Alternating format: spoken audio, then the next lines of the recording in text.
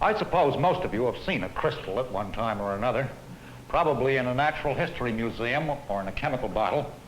Here's an unusually big crystal, dug out of a clay pit in Brazil. Here's a smaller one, broken from the side of a cleft in the rock in Arkansas. But crystals aren't always big, beautiful things like this. As a matter of fact, crystals are everywhere. The salt you use to flavor your food, for example. It consists of little crystals of sodium chloride. You can see their shapes by looking at them through a magnifying glass.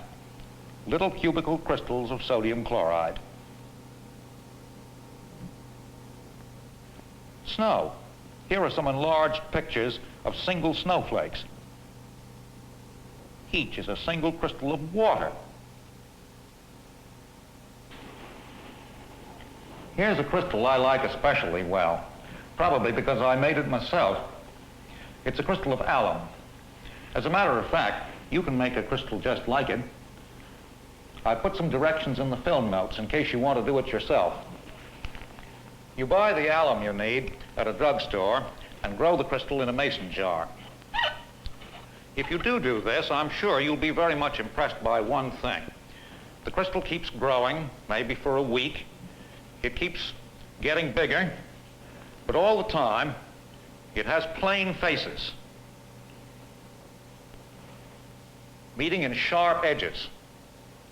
You can see I haven't ground the faces on this crystal or polished them at all. This is just the way the beast grows.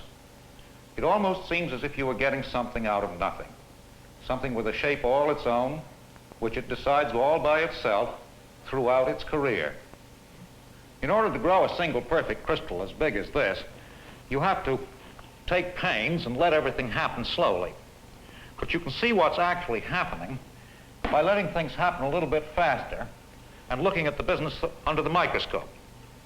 I'm going to take a solution of alum, which is just itching to deposit crystals, and make a little pool of it on the microscope slide, and then add a few little crystals of alum to give the alum something to deposit on.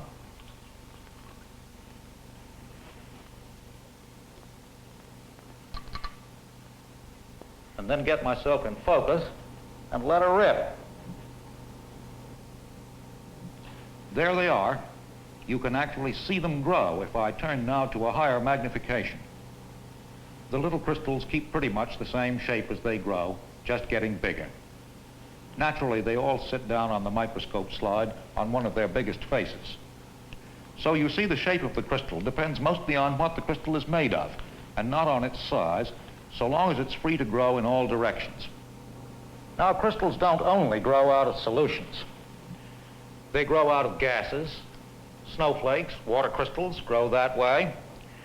And one of the most important places where crystals grow is out of melted materials when you cool them. Here I've got another powder you can get at the drugstore called Salal, which melts to convenient temperature. I'll put a little of it on a microscope slide.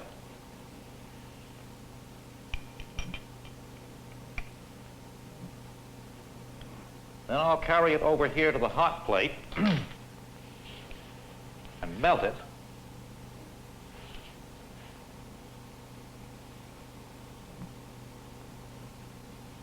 And now let's go over here to the microscopes.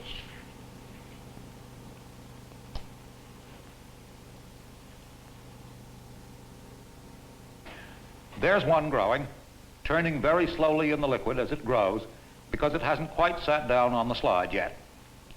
It seems almost to push those flat faces ahead through the part that's still melted. Of course, you know that the whole crystal isn't moving and shoving its front along. The liquid next to the face is becoming solid and adding itself to the face. But it's doing this in such a way that the stuff added on also forms a flat face, so the crystal keeps its shape while it grows.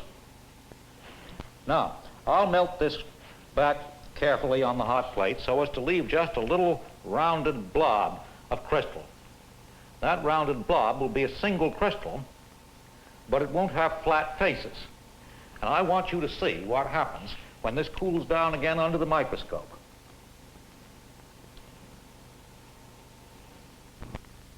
There it goes, growing the faces it wants to have, filling in the hollows and squaring off the rounded corners so that its boundaries are all flat again. Notice now what happens when two crystals bump into each other, so to speak. They don't push each other around, they just stop growing where they meet because they've used up all the stuff to grow with there. So the boundary between two crystals isn't necessarily one of the natural faces on either of them. The boundary line just depends on how the crystals happen to come together. When the whole thing is finally frozen, you have a dense mass of crystals.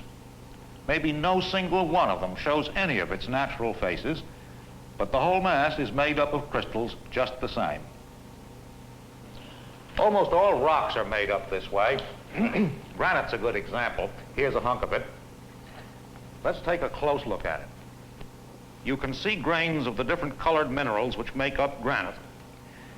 Here's a grayish grain of quartz. Here's a grain of pink feldspar.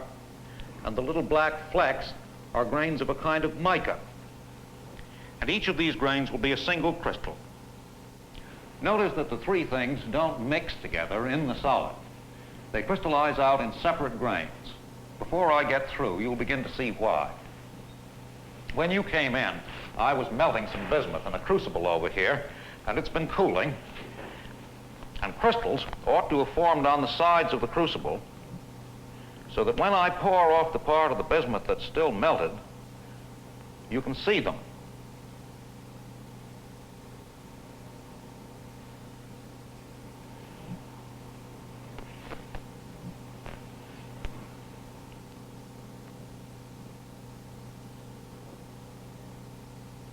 Sometimes you can show up the crystals in a finished piece of metal by polishing the surface and then etching it carefully with something that will eat away the metal.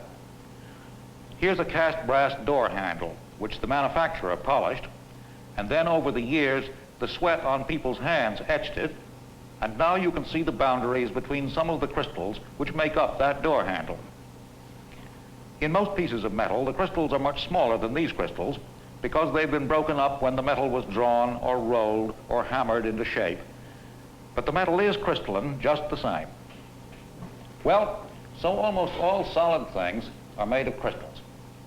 In fact, if you ask a physicist these days to define a solid, he'll probably say a solid is a bit of matter that is crystalline. Of course, that doesn't seem to get him very far because somebody is sure to ask, what do you mean by crystalline? But he's got an answer to that one. The answer comes in two parts. The first part says all matter is made of atoms. The second part says in crystalline matter, the atoms are arranged in regular order. I want to talk a little more about what he means by this and show you a little of the evidence for it. The idea is that the crystal is a pattern of atoms, a regularly repeated pattern of atoms, like the regularly repeated pattern of a wallpaper. If the atoms were flat and made a two-dimensional crystal, they might be taking up an orderly arrangement like this arrangement of pennies on the table. In 3 dimensions, they might be making an arrangement like these bearing balls, closely packed together. Of course, these close-packed arrangements aren't the only arrangements the atoms might take. They're just simple examples of what I mean. Now, already, perhaps, you can see what these two ideas, the idea that a crystal is made of little units, atoms or molecules, all alike, and that those little units are arranged in the crystal in a regular array, you can see how those two ideas would explain what you've been looking at under the microscope. For instance, those alum crystals kept a symmetrical shape as they grew. Now suppose you had a two-dimensional crystal, like with a pattern of atoms like the arrangement of pennies. There are more atoms in solution all around it. But since the arrangement is symmetrical in the crystal, you expect pennies to add themselves on at the same rate here, and here, and here, and so on, because conditions are the same at all those places. The crystal will grow symmetrically and keep its shape, so long as nothing gets in the way and prevents more atoms from reaching the surfaces.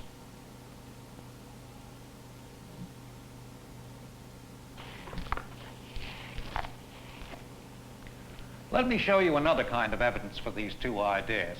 It's a kind of evidence which doesn't come from the process of growth. It comes from the properties of the finished crystal. This is the evidence of cleavage. If you've ever handled mica, you're acquainted with cleavage. The mica crystals you find in nature come apart easily in one direction and not in any other, so that you can split them into extremely thin, tough sheets. The mica acts as if it was made like a book, with a lot of leaves of tough paper. But if you actually try it, you'll get the feeling that there's no limit to the thinness of those leaves of paper. You'll feel that if you were skillful enough, you could split each leaf of the mica in two, and then each of those in two again, and so on. It makes you guess that the atoms in the mica are arranged in great sheets, that the atoms are bonded together very tightly in the sheets, and the bonding forces between the sheets are very small. Just the arrangement of atoms in sheets like that is a kind of orderliness. There aren't many crystals that cleave as well as mica. Alum, for example, doesn't cleave at all, but a great many crystals do cleave amazingly well. Let me show you the cleavage in this crystal. It's a crystal of nickel sulfate hexahydrate. It cleaves parallel to this face. I'll put the thing down on a little plasticine to hold it in place.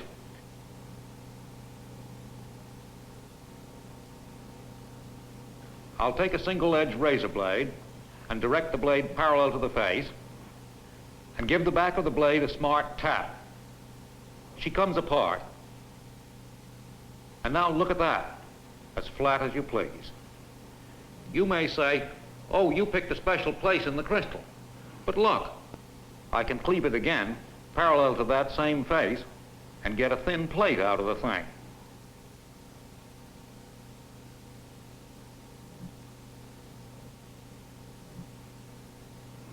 So it isn't a special place in the crystal, it's a special direction in the crystal. Now maybe you'll say, oh, that isn't any special direction. You've got a sharp razor blade and you're cutting the thing apart with it. All right, if that's what you think, let me try the same stunt in a different direction. I turn my razor blade in a different direction and I whack it, and nothing much happens until I whack it a lot harder. And finally, of course, the thing busts. And there's no nice flat face. It's just broken apart like anything else.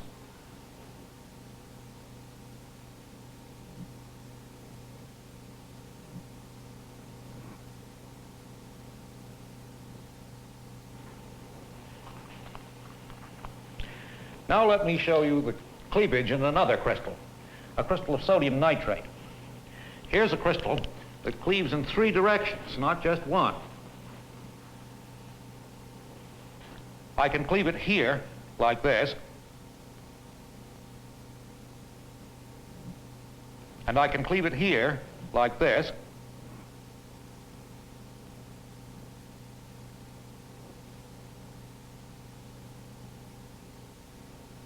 and here, like this.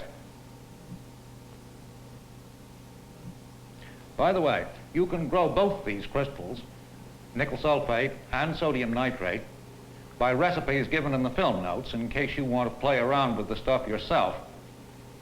Sodium nitrate has a lot of interesting properties. It has most of the properties of the mineral calcite. When big crystals of calcite were first discovered about 300 years ago in a quarry in Iceland, the scientists of that day got hold of some, and their studies of the stuff made the first big start in our understanding of crystals. As I say, sodium nitrate and calcite have many properties in common. In particular, they both cleave the same way. When those earlier scientists saw the way calcite cleaves, they had the idea that maybe calcite was made of tiny building blocks, all alike and all having the shape of little cleavage blocks of calcite. You may be inclined to laugh at this and say that calcite, like all matter, must be made of atoms, and atoms don't look like building blocks. Okay, you're telling me. What do the atoms look like? Little hard round iron pellets? Don't let me fool you with those pennies and bearing balls I've been showing you. They just show where the atoms are, not what the atoms look like. For all I know, the atoms look like four-leaf clovers. I want to emphasize that those early scientists produced both of the main ideas which go into the picture of a crystal that we have today. First, they were saying crystals have an ultimate fine structure, the building blocks. We would call them small groups of atoms instead of blocks, but the difference is really more a matter of words than of anything else. Second, they were saying that structure has a regular array.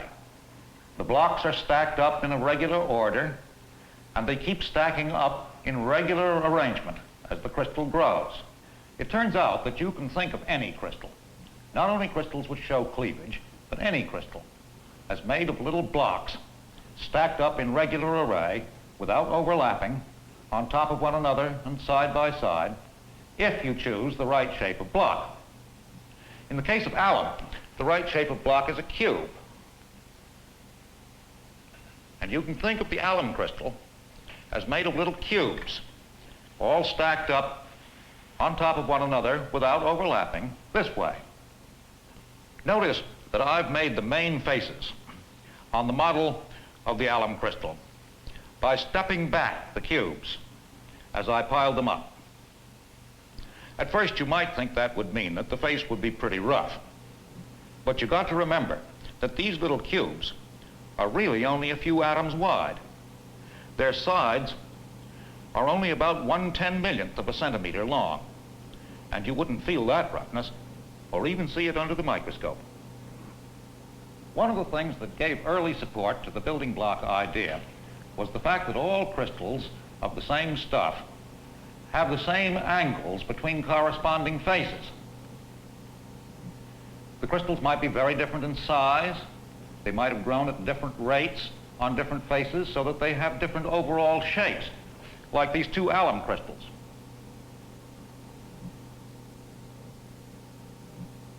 Nevertheless, the angles between corresponding faces of all crystals are the same, so long as the crystals are made of the same material. It all suggests very strongly that each material forms its own building block, which gets repeated again and again as the crystal grows.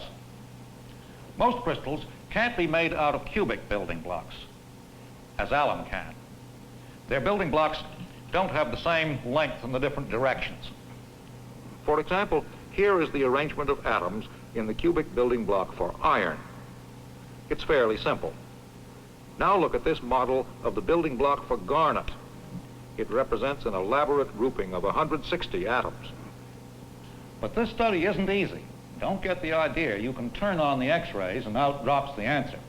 It's a very specialized kind of study. But once we know what arrangements atoms take in crystals, we can begin to ask why they take those arrangements. We're really only just beginning to get that kind of knowledge. Now, turn back for a moment to the microscope and remind yourself of what is happening while a crystal grows. Atoms are constantly arriving at the surfaces and adding themselves onto those surfaces in an orderly way. And they're doing this at an amazing rate of speed. The crystals you're looking at are growing fairly fast. Suppose a crystal grew at the rate of only a couple of millimeters a day, which is fairly slow. You can calculate that about 1,000 layers of molecules would have to be laid down per second on the surface of that crystal. And all the molecules have to be laid down in the right sort of order. I want to borrow a trick from Sir Lawrence Bragg to give you just a rough idea of some of the things that we think must go on as a crystal grows. Sir Lawrence blows soap bubbles. He blows them in a pan of soapy water, tiny bubbles which rise to the surface and collect in rafts. The bubbles behave a little like atoms because when they're floating on the water, they attract one another a little. And when they touch, they stick to one another quite strongly, as atoms do. But again, like the atoms, they have a squashy sort of size so that they take up space. Watch how the bubbles collect together into an orderly arrangement. It's the same as the arrangement of pennies I showed you, the so-called close-packed arrangement. Notice that the rafts are made of large parts. All of the parts have the same sort of order, but the orderliness of the parts is turned in different directions so that there are grain boundaries between the parts. This is like a solid made of lots of crystals which started growing in different places and finally joined. It's like the salal after it is all solidified, or that brass door handle. When you think of how fast the atoms have to get into order, much faster than this, the more astounding their achievement seems to be. But this will give you some little idea of what a hustle and bustle must really have to go on an atomic scale.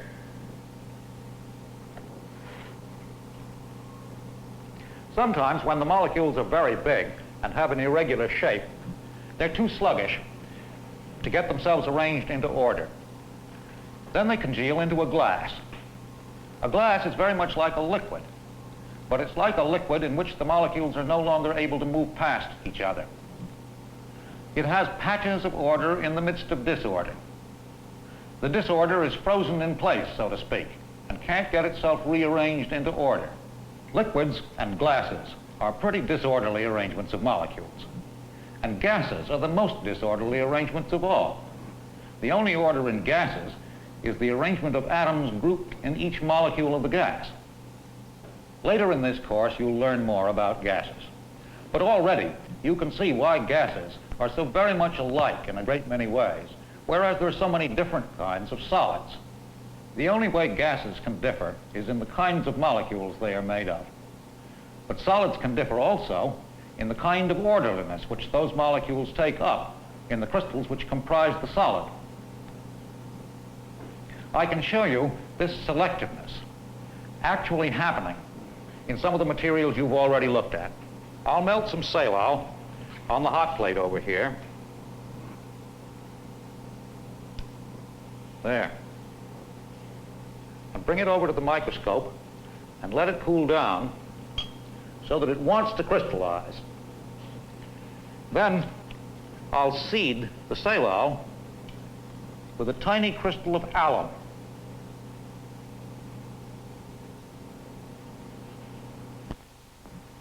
Nothing happens. No salal will crystallize on it. Now, I'll seed the melt with a few little crystals of salal.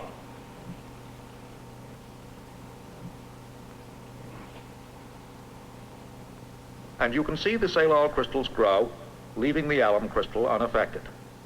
The orderliness of alum is not the right kind of orderliness for salal, and the salal simply waits until the right kind of orderliness is presented to it.